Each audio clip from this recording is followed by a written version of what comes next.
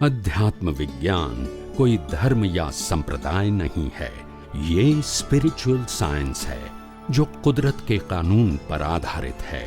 ये विज्ञान पूरे ब्रह्मांड के सभी रहस्यों को उजागर करता है और जीवन के सभी पहलुओं को समझने के लिए एक नई दृष्टि देता है।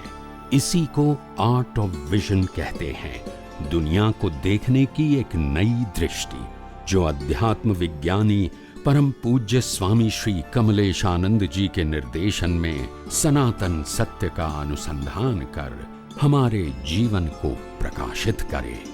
जय सच्चिदानंद। शरीर में छ तत्व છે, અવસ્થામાં छ તત્વ છે, બ્રહ્માંડ छ તત્વથી બન્યું છે અને छ તત્વથી ચાલે છે।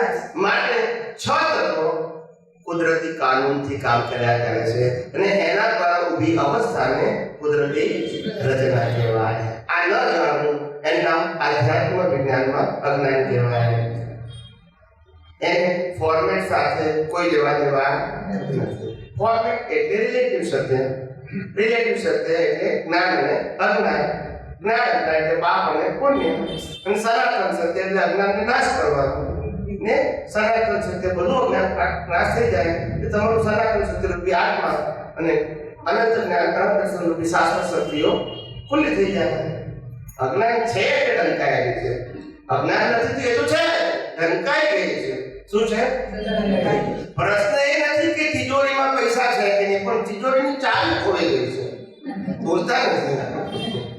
શું છે? અંદર જ્ઞાન દર્શન બધું છે, અનંત જ્ઞાન અનંત દર્શન અનંત શક્તિ છે, ખ્યાલ આવી ગયો। પણ અજ્ઞાનના આવરણથી આવરે છે। કયું આવરણ? ફિઝિકલ આવરણ। ઘણા મને કહે છે કે સાહેબ કર્મથી ના આવડે, હું કર્મને હું લેવા દેવા, કેવળ જ્ઞાન થાય પછી કર્મ હોય, બોલતા નથી બધા। કર્મને આને લેવા દેવા છે, અજ્ઞાનને ધર્મને લેવા દેવા છે, અજ્ઞાન કાઢવાનું છે, કર્મ કાઢવાનું નથી, કર્મ તો કુદરત કઢાવશે। અરજ્યા શું કીધું? હા, અજ્ઞાન નડે છે। શું નડે છે? મન વચન કાયની ક્રિયા કોઈને નડતી નથી અને ક્યારે નડે નહીં, કારણ કે એ તો આની સાથે જોડાયા છે ને, આનો સંચાલક જ કુદરત છે। મન વચન કાયનો ક્રિએટર ઓપરેટર બીજો તઈને કુદરત છે। એ કઈ રીતે નડે આપણને? જે બનાવે ને ચલાવે ને ચલાવે કુદરત, જે આપણને નડે, બોલતા નથી। આપણે આત્મા છે કે શરીર? તો પછી શરીર જે કઈ કરે એમાં આપણે કઈ રીતે વાંધો આવે? બોલતા નથી। પણ વાંધો ક્યારે આવે? શરીર કરે છે, હું કરું છું તો વાંધો આવે। શરીર પાસે મિલકત છે, મારી છે, તો મારે ખાવાનું, ખ્યાલ આવે કે નહીં? શરીરના સંબંધો મારા છે તો ભોગવવાનું। અને શરીર જે કઈ કરે છે, ક્રિયા કરે છે કે વસ્તુ પ્રાપ્ત કરે છે, એ કુદરતી રચના છે। આવે છે પણ જવા માટે, જન્મે છે પણ મરવા માટે, અવસ્થાની બિગિનિંગ સાથે એન્ડ સમાયેલો છે ને આપણે એના નાતાદ્રષ્ટા છે, તો વાંધો શું છે? સમજાય કે નહીં? એટલે આ દુનિયામાં ક્રિયાને પુરુષાર્થ માનવું એનું નામ એક્સરસાઇઝ। શું કહેવાય? અને મુક્તિનો માર્ગ એ મિથ્યા જ્ઞાન મિથ્યા દર્શન મોહનીય કર્મને ખલાસ કરવો એ મુક્તિનો માર્ગ। એમાં એક્સરસાઇઝ ના હોય। મિથ્યા જ્ઞાન એટલે હું કોણ છું એ નથી જાણતો, મિથ્યા દર્શન એટલે આ મન વચન કાય દુનિયા કોણ ચલાવે છે નથી જાણતો, એ મિથ્યા દર્શન। અને મોહનીય કર્મ એટલે જગતમાં પાંચ ઇન્દ્રિયો દ્વારા હું જે જાણું છું એમાં સુખ છે, એ મોહનીય કર્મ। આ ત્રણે ત્રણ અજ્ઞાન, આ ત્રણનું એક નામ અજ્ઞાન। મિથ્યા જ્ઞાન મિથ્યા દર્શન મોહનીય કર્મ છે ત્યાં સુધી અજ્ઞાન છે। અને અજ્ઞાન 1% હોય। શું કીધું? 360 ડિગ્રીનું અજ્ઞાન હોય, એમાંથી 1% અજ્ઞાન હોય, બાકી રહી હોય 359 ખલાસ થઈ ગયું। 1% અજ્ઞાન હોય તોય નરકે જઈ શકાય, બોલતા નથી। કારણ કે અજ્ઞાનને અજ્ઞાન જ કહેવાય। કેટલા ટકા છે કહેવાય નહીં, અજ્ઞાન જ કહેવાય। અને અજ્ઞાન ક્યારે કેવી ભૂલ કરે એ કહેવાય। એટલે ભલે તીર્થંકરનો જીવ હોય ને તીર્થંકર પણ મરવાનું નક્કી પણ થઈ ગયું, પણ તીર્થંકર પદ બાંધતા બાંધતા નરગતિના કર્મ બાંધી દીધા તો 10 લાખ વર્ષ પૂરા કરીને આવવાનું. બોલતા નથી. અજ્ઞાન છે તો શું થઈ શકે? કશું કહેવાય નહીં. 1% અજ્ઞાન ને પણ અજ્ઞાન જ કહેવાય. ને અજ્ઞાન 0 થઈ ગયું તો તમે કોઈ જવાબદાર નથી. પછી ભલે ને યુદ્ધ કરો, કારણ કે અજ્ઞાન નથી. કર્મ અજ્ઞાનથી બંધાય છે, કર્મ ક્રિયાથી બંધાતા નથી. આ લાઈન ઓફ ડિમાર્કેશન કર્મ શેનાથી બંધાય છે? ક્રિયાથી બંધાતા. ક્રિયા એ કર્મ ફળ છે, એનાથી કર્મ ના બંધાય. કર્મ ફળનું ફળ આવે, કર્મનું ફળ આવે તો કર્મ ભાવથી બંધાય છે, કર્મ દ્રષ્ટિથી બંધાય છે, કર્મ અજ્ઞાનથી બંધાય છે. એને ભોગવવા માટે મન વચન કાય તેની અવસ્થાઓ છે. એને કર્મ ના કહેવાય, કર્મ ફળ કહેવાય. પછી એ ફળ ભોગવવાથી પાછું નવા અજ્ઞાનથી પાછા નવા કર્મો બાંધી છે. એટલે જન્મ મરણની સાયકલ સમજાયું કે નહીં? ઓકે. એકાંતે મોક્ષ ના થાય, એકાંતે ધર્મ થાય, પણ ધર્મ સાર પ્રાપ્ત ના થાય. એ માટે એકાંતે મોક્ષ ના થાય, એકાંતે ધર્મ સાર પ્રાપ્ત થાય. ધર્મ થાય પણ ધર્મ સાર પ્રાપ્ત ના. હા, એકાંતે મોક્ષ ના થાય, ધર્મ પ્રાપ્ત થાય પણ ધર્મ સાર પ્રાપ્ત ના થાય. બહુ સરસ. એટલે જ્ઞાની પુરુષ દાદા ભગવાને 2 આજ્ઞા આપી, રિલેટિવ એન્ડ કેટલી આજ્ઞા આપી? 2 આજ્ઞા આપી. લોકો શું કહે છે કે આપણે કેવળ જ્ઞાન પ્રાપ્ત કરવાનું છે. હું પૂછું, કેવળ દર્શન સુધી પુરુષાર્થ છે, કેવળ જ્ઞાનમાં પુરુષાર્થ નથી? પુરુષાર્થ ક્યાં સુધી છે? કેવળ દર્શન એટલે કેવળ અજ્ઞાનનો નાશ. પછી કેવળ જ્ઞાન તો આત્માનો સ્વભાવ છે. બોલતા નથી. કેવળ જ્ઞાન મારો આત્મા બનાવવાનો છે કે છે? તો છે એના માટે પુરુષાર્થ હોય, પણ જે નથી એને છે એના માટે પુરુષાર્થ છે. મન વચન કાય ને તેની અવસ્થામાં આપણો કુદરતી રચના છે. એને માન્યું, મેં કર્યું માન્યું, મારી સંપત્તિ માન્યું, એ અજ્ઞાન કાઢવાનું છે. એને મિથ્યા દર્શન કહે છે. એને આત્માના કેવળ જ્ઞાન સાથે કોઈ લેવા દેવા નથી. પણ એનાથી જે કર્મ બંધાય એ ભોગવવા પડશે. માટે મોક્ષે જવું હોય તો જ્ઞાન દર્શન 2 સમેત રહેશે. ખાલી જ્ઞાન નહીં ચાલે. અને પુરુષાર્થ કેવળ દર્શન સુધી જ છે, સાયક સંગતિ સુધી જ છે. કેવળ જ્ઞાન માટે પુરુષાર્થ નથી. જેને પણ કેવળ જ્ઞાન થાય એ જન્મ્યા પહેલા માતાના ગર્ભમાંથી નક્કી થયું છે કે આ વ્યક્તિને કેવળ જ્ઞાન કયા સમયે કયા સ્થળે કઈ તારીખે થવાનું છે નથી. માટે કેવળ જ્ઞાનને રિઝલ્ટ કહેવાય અને પુરુષાર્થ કેવળ દર્શન. કેવળ દર્શન તો તારીખ પ્રમાણે નાશ ના થાય, પુરુષાર્થ પ્રમાણે નાશ થાય. અને કેવળ જ્ઞાન તો તારીખ નક્કી થઈ જશે. કારણ કે બીજ કેવળ જ્ઞાન એ ફળ છે અને કેવળ દર્શન એ પુરુષાર્થ છે. અને કેવળ દર્શન નથી કરો તો મિથ્યા દર્શન છે. આ એકાંત રૂપે એસા માટે હે એકાંતે મોક્ષ ના થાય. એકાંત તમે કહો બસ હું આત્મા છું, બીજું કશું નથી તો મોક્ષ નહીં થાય. તમે જવાબ આપો છો પણ નહીં થાય. હું આત્મા બોલશો તો મોક્ષ નહીં થાય એમ કહું છું. આ જગતનું સનાતન સત્ય પણ સમજવું પડશે. જેની અંદર તમે છો ના સમજાય. હું આત્મા છું એ જ્ઞાનથી નિવેડો નથી, પણ હું આત્મા છું સામે આ જગતની અવસ્થા માત્ર કુદરતી રચના છે એ નહીં જાણો ત્યાં સુધી મુક્તિ નથી. જવાબ સાચો હોવા છતાં હિન્દુસ્તાનમાં 99% કે 90% થી વધારે લોકોને ખબર છે કે હું આત્મા છું, પણ મોક્ષ નથી. બોલતા નથી કારણ કે દર્શન નથી ને. જ્ઞાન થાય પણ દર્શન નથી થયા તો પુરુષાર્થ ન કરવાનો, દર્શન નાશ કરવા માટે કરવાનો છે. જ્ઞાન તો છે. આત્મામાં કોઈ પણ પ્રકારનું ફેરફાર કરવાનું સામર્થ્ય કોઈ પણ જીવમાં અને કરવાની જરૂર પણ. તો ફેરફાર ક્યાં કરવાનો છે? દર્શનમાં. દર્શનમાં અજ્ઞાન છે, જ્ઞાન છે અને વિજ્ઞાન છે. જેવી તમારી સમજણ એવું તમારું દર્શન. પછી એકાંતે ધર્મ થાય કે ધર્મ એટલે 2 પ્રકારના. એક વ્યવહાર ધર્મ, એક નિશ્ચય ધર્મ. વ્યવહાર ધર્મ મન વચન કાયાથી થાય, વ્યવહાર ધર્મ અજ્ઞાનથી થાય અને વ્યવહાર ધર્મ કરતા ભાવથી થાય. નિશ્ચય ધર્મ દ્રષ્ટિથી થાય. એમાં જ્ઞાન દર્શન ને ચારિત્ર આવે, એમાં મન વચન કાયા ના આવે. પણ વ્યવહાર તરીકે કીધું છે એકાંતે મોક્ષ ના થાય, એકાંતે ધર્મ થાય. વ્યવહાર તરીકે જ કીધું. એટલે એકાંતથી થાય. હું આત્મા છું બોલવાથી મોક્ષ નહીં થાય. હું આત્મા છું શુદ્ધાત્મા શુદ્ધાત્મા બોલવાથી મોક્ષ નહીં થાય. પ્રશ્ન એ નથી કે આત્મા છે કે નહીં, પ્રશ્ન એ નથી કે આત્મા શક્તિવાળો છે કે નહીં, પ્રશ્ન એ છે કે તમારી પાસે અજ્ઞાન છે. સમજાય છે? તમારી પાસે બેંકમાં 10 કરોડ રૂપિયા તમારા નામે પડેલા છે, સાંભળજો બરાબર, અને તમને 15 વર્ષની જેલ થઈ છે. હવે જેલને બેંકનું અંતર 2 કિલોમીટરનું છે, પણ 1 રૂપિયો ના લઈ શકો. બોલતા નથી. પ્રશ્ન પૈસાનો છે કે જેલનો છે? બોલતા નથી. જેલનો. તો તમે આ અજ્ઞાન રૂપી જેલમાંથી બહાર નીકળો ને તો આત્મા તો છે. બોલતા નથી. આ તો જેલમાં જેલમાં રૂપિયા ઉપયોગ કરશે, ઉપયોગ ના કરો, જોઈ શકો ખરા મગજમાં. કલ્પના કરશો 10 કરોડ છે, 10 કરોડ છે, ખબરાય નહીં ના સમજાય. સમજાય કે નહીં? સમજાય કે બાકો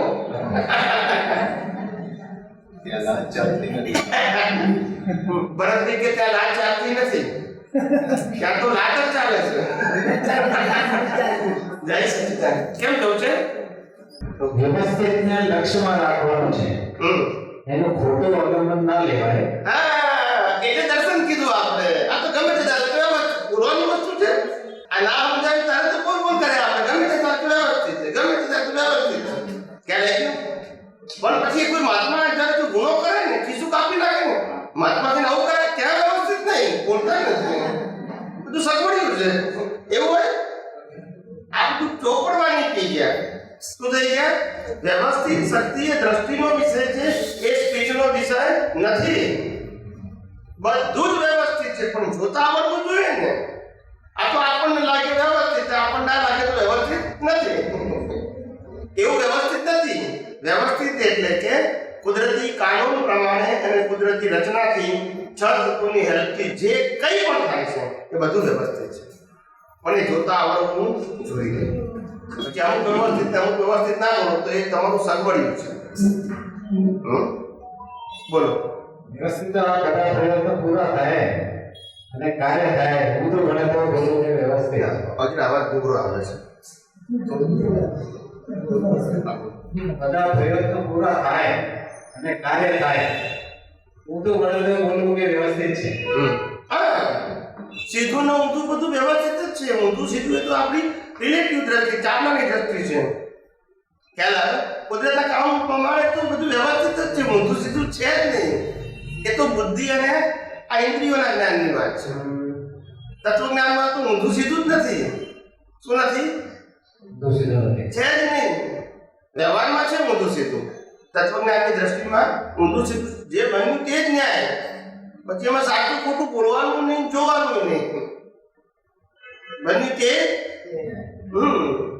જન્મ્યા તે ન્યાય, મર્યા તે અને આજ પર ભાગ્યા તે બોલતા હવે પેલા પાપ બોલી નાખે. ત્યાં બધું વ્યવસ્થિત ભૂલી જાય. સાહેબ હું તો બધું ધ્યાન રાખતો હતો, સાહેબ હું ફૂટપાથ ઉપર બોલતો, આઈ મને થઈ ગયો. ત્યાં વ્યવસ્થિત દેખાય એ દ્રષ્ટિની કામી છે. શેની કામી છે? સી એટલા માટે હું કહું છું કે જ્ઞાન, દર્શન, ચારિત્ર અને તપ, એક જ્ઞાન, અજ્ઞાન અને વિજ્ઞાન, આ બધું દ્રષ્ટિનો વિષય છે. આધ્યાત્મનો માર્ગ દ્રષ્ટિના કરેક્શનનો માર્ગ છે. મન વચન કાયને કરેક્શન કરવાનો માર્ગ નથી. અનાદિકાળથી આ તો કર્યું છે. ક્યાં તો લોકો પરિવારમાં શું કરે? ક્યાં તો હસબન્ડ વાઈફને સુધારે, વાઈફ હસબન્ડને સુધારે, સાસુ વહુને સુધારે, વહુ સાસુને સુધારે, છોકરા મા બાપને સુધારે, મા બાપ છોકરાને સુધારે. બધા એકબીજાની પોર પંગડી પડ્યા કરે છે. કોણ કોને સુધારે એ ખબર નથી. તારે જ્ઞાની કે જે દ્રષ્ટિ સુધાર ને, શું સુધાર? દ્રષ્ટિ સુધાર તો બહાર આવે. એકબીજાને સુધારવાનું નથી પ્રાણી પ્રકૃતિ સુધારવાની, નથી સામેવાળાની, કારણ કે બેની પ્રકૃતિ કુદરતી રચના છે. સુધારી શકે તો માત્ર તારી દ્રષ્ટિ સુધારે તો નિવેડો છે. ખ્યાલ આવે? અને દ્રષ્ટિ સુધારવી એને જ આપણે ટાઇટલ આપ્યું આર્ટ ઓફ વિઝન. આ દુનિયાની જોવાની કલા, આર્ટ કે જેનાથી આપણી દ્રષ્ટિમાં આખું જગત અને જગતની બધી અવસ્થાઓ અકર્તા અને માલિકી ભાવથી મુક્ત દેખાય. એટલે કે કુદરતી રચના તરીકે દેખાય, કુદરતી કાનૂનથી દેખાય અને છતત્વ દેખાય. પછી રાગદ્વેષ થવાનો પ્રશ્ન, પછી અસંભાવ્ય નિકાલ થાય. બોલતા કુદરતી કાનૂન અને કુદરતી રચના દેખાય સંભાવ રાખવો પડે કે રે? બોલો સંભાવ રહે ના રાખવો પડે કે રે? થઈ જાય. બસ તો પછી એટલે આ જગતનું સનાતન સત્ય જોવાય અવસ્થામાં તો એ જ સંભાવ છે. આ તો કે મારે નિકાલ કરવાનો ના હોય.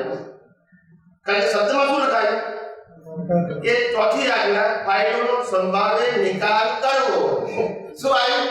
એટલે બધાને લાગે મારે કરવાનું છે, કરવાનું નથી. એ તો શબ્દમાં રાખવું પડે.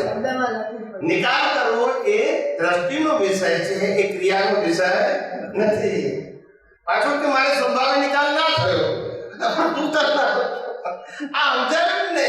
સંભાવે નિકાલ જ ના સમજાયું. મારામારી કરી તોય સંભાવે નિકાલ, ગુસ્સો કરી તોય સંભાવે નિકાલ. જો કુદરતી રચના જોતા આવડે તો, જો કુદરતી કાનૂન જોતા આવડે તો, જો છતત્વ જોતા આવડે તો સંભાવ છે. એ દ્રષ્ટિનો વિષય છે, ક્રિયાનો વિષય. પણ આપણે શેમાં લઈ ગયા? ક્રિયામાં. એટલે પછી પસંદમાં આવી ગયા. તમે સંભાવ નિકાલ બરાબર કરતા નથી. એટલે આ ચોપડવાની થઈ ગયા. જે દ્રષ્ટિનો વિષય હતો શું થઈ ગયો? ક્રિયાનો વિષય થઈ ગયો. એટલે પછી વિજ્ઞાન ના સમજાવ્યું. પછી કરતા પ્રમાણે થાય. આમ કરવાનું, આમ નહીં કરવાનું, આમ કરવાનું, આમ નહીં કરવાનું. આપે કહ્યું દેવના 5 અલગ છે. હા, તો એ 5 અલગ કઈ રીતે છે સમજો. 5 એટલે કે આ જગતનું અજ્ઞાન કાઢવાની રીત શું છે? અલગ અલગ છે. એ કઈ છે સમજો. ક્રમિક માર્ગમાં પ્રકૃતિને સુધારીને પરમાત્મા પ્રાપ્ત કરવામાં, અક્રમ માર્ગમાં પ્રકૃતિ પરમાત્મા તું છું જેવું નિશ્ચય આપી દેવામાં આવે છે. અપાયનો સંભાવ નિકાલ કરવાનો. એટલે કે ક્રમિક માર્ગમાં 5 મહાવૃત્તનું મહત્વ છે, અક્રમ માર્ગમાં સંભાવ નિકાલનું મહત્વ છે.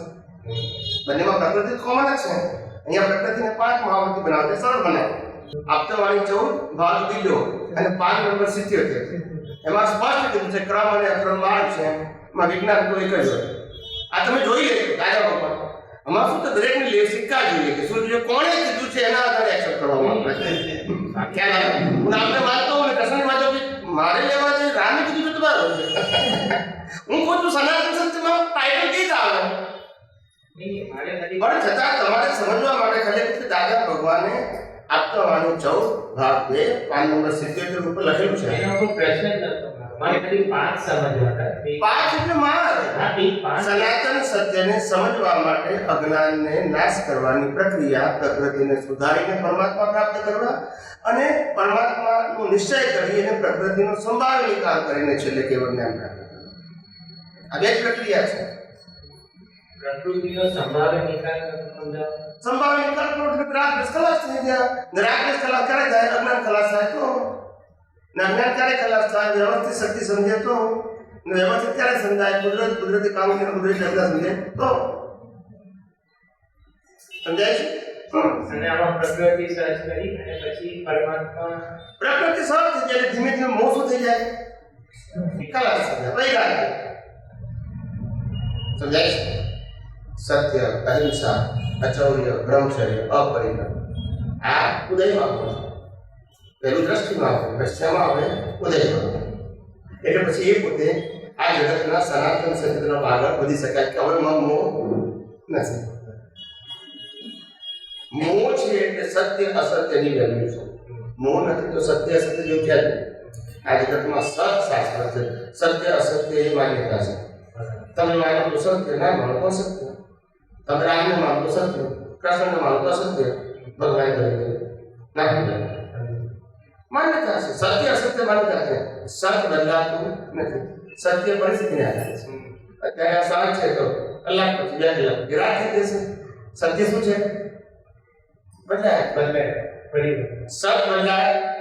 હું શુદ્ધાત્મા છું એ સત બદલાય. સત્ય બદલાય. તમે કોઈના છોકરા છો, તમારી સામે વાઈફ હોય તો હસબન્ડ છો, અને તમારી છોકરા હોય તો બાપ છો. સત્ય બદલાય પણ સત્ય હંમેશા પરિવર્તનશીલ હોય. માટે વિનાશી કીધું ને સત્ય અવિનાશી એટલે પરમાનન્ટ. સત્ય શું છે? હું આત્મા છું તે. સત્ય શું છે? કુદરતનું કાનૂન. સત્ય શું છે? છ સનાતન તત્વ. બધું સત્ય કહેવાય. ક્યારે બદલાય નહીં ને ક્યારે નાશ પણ ના થાય. અને જે અવસ્થા છે એ બધી કેવી છે? પરિવર્તન છે.